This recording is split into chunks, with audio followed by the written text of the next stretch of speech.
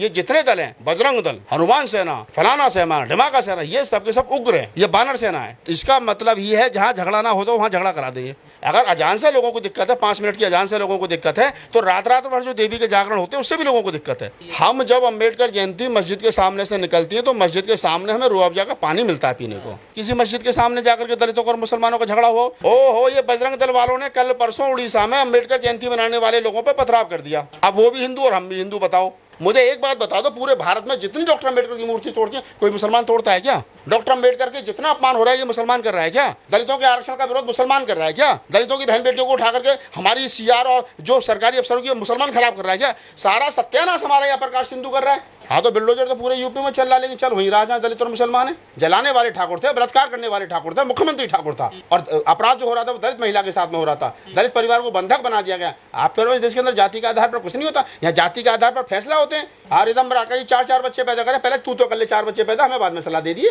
यहाँ तो अपना खुद का पेट नहीं भर रहा। साध भी है ना, वो कैसे कर सकते? अरे तो साध्वी को बच्चे पैदा करने किसने मना करे भाई? तो ज्ञान देने के लिए। हाँ, ज्ञान देने के लिए हमें ज्ञान देगी, हमें तो अच्छी ज्ञान अपने घर बैठ। दारू पियो को 2 घंटे में उतर जाएगी, अफीम चरस गांजा खा लो वो 4 घंटे में उतर जाएगा। लेकिन धर्म का अकेला नशा ऐसा है जो पूरी जिंदगी नहीं उतरता आदमी का। भैया हिंदू धर्म खतरे में नहीं है, गाय खतरे में नहीं है, तेरी पढ़ाई खतरे में है, तेरा रोजगार खतरे में, तेरी नौकरी खतरे में, तेरा मान सम्मान खतरे में, तेरी बहन बेटी खतरे में। और ये जो लोग नारा दे रहे हैं ना हिंदू धर्म खतरे में, ये नारा देने के बाद में इनकी सरकार बन रही है। भगवान मुझे मिल जाए तो मुझसे हाथ जोड़ करके कहूँगा तू इस आदमी का पीछा छोड़ जा, तेरी जरूरत नहीं है। अरे भगवान हमें नहीं मानता, भगवान को नहीं मानता, हमारा मतलब क्या भगवान से भाई?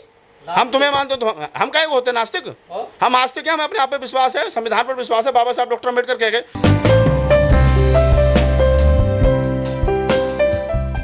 कानूनी तरीके से अगर आप शोभा यात्रा निकालोगे तो आपको ना तो झगड़ा होगा।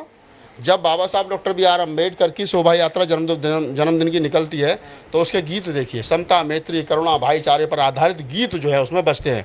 बाबा साहब की स्टैचू होती है, उसके हाथ में किताब होता है, संविधान होता है। तमाम लोग चल रहे होते हैं, पंचशील के पटके डाल करके उनके हाथ में संविधान की किताब होती हैं। शोभा यात्रा में बाबा साहब की कोटेशन लिखी हुई होती है जिसमें समता, मैत्री, करुणा झलकती है। लेकिन जब दूसरी तरफ हनुमान जी की शोभा यात्रा निकलती है तो उसमें भगवा जो है वो झंडे होते हैं, उसमें हाथों में लोगों के भी डंडे होते हैं, उसमें तलवारें होती हैं और फरसे होते हैं। इसका मतलब दोनों शोभा यात्राओं में ज़मीन और आसमान का फ़र्क है। डॉक्टर अम्बेडकर की जो जन्मदिन की शोभा यात्रा है वो समता, मैत्री, करुणा, भाईचारा और भारतीय संविधान पर आधारित है। वहीं दूसरी तरफ जो हनुमान जी की शोभा यात्रा है वो हनुमान दल के लोग हों, बजरंग दल के लोग हों, वगैरह वगैरह बहुत सारे दलों के लोग जितने हैं उनको आप समझ लीजिए कि वो शोभा यात्रा उसी तरीके की है जिस तरीके का अब आप जैसा बोओगे वैसा ही तो काटोगे ना।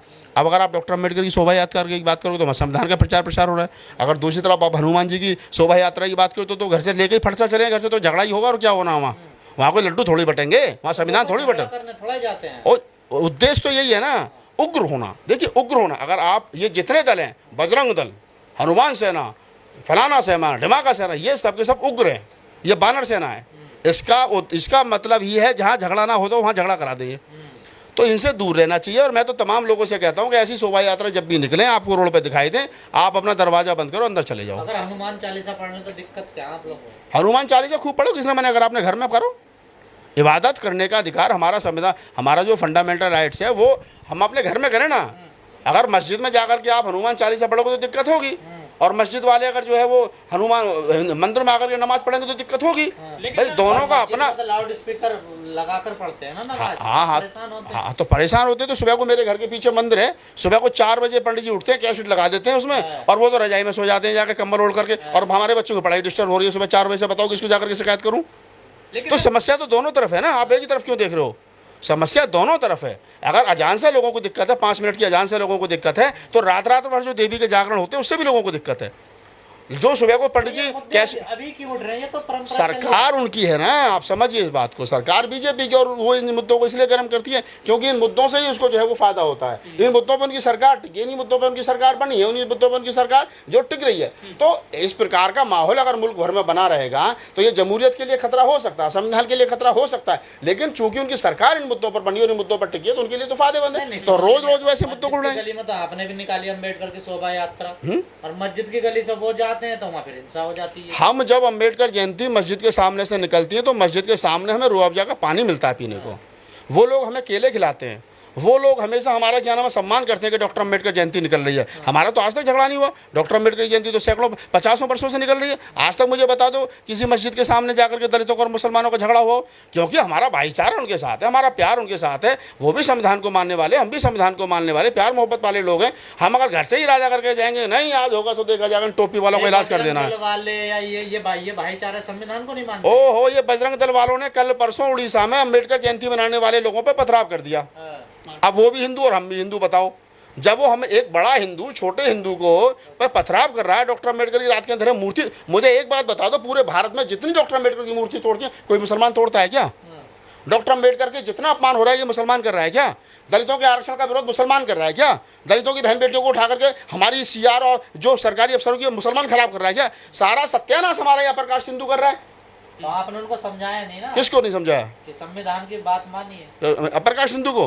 वो हमसे ज्यादा पढ़े लिखे हैं, वो पुरोहित हैं, वो सवर्ण हैं, वो राजा हैं, सत्ता में वो लोग बैठे हैं, सारा सिस्टम उनके हाथ में, वो किसी की मानेंगे? नागपाल जी, यदि हनुमान जी की शोभा यात्रा निकल रही है तो पथराव करना कहाँ जायज है उसमें? जिसने भी करा है, दोषी जो भी है, उसके खिलाफ सख्त से सख्त कानूनी कार्रवाई होनी चाहिए, चाहे मुसलमान है चाहे हिंदू है।